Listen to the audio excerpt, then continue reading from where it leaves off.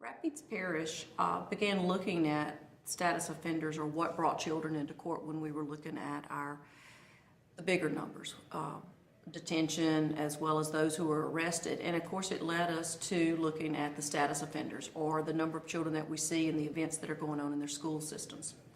So the court system folks, law enforcement, sat down with the school system to say, okay, what do our numbers look like? We started connecting the data to figure out if the children or issues are at school, or is it something at home, and then what exactly they thought the court system could do. And that has been eye-opening for our community, because the more people talked, the more they realized the things I've said before, is that the court it's a myth in the mind that, here, let me get them to court and all things will be fixed.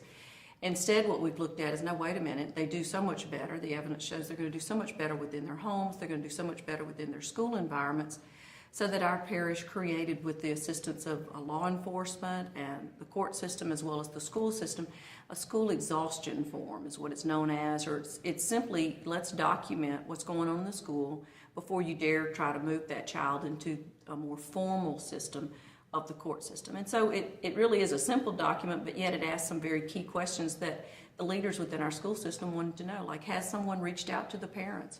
Have we referred them to services? What more do we need to know about the child and the family to figure out what these issues are becoming within a school system? And since then, we've seen such a dramatic reduction of the number of referrals from the school system into the court system. That has been major. Just having that understanding between our schools and our court about what the appropriate referrals would be. And on the other piece, not only was that, of course, that conversation led to law enforcement, that families in our community cry out to the law enforcement to come please fix little Johnny.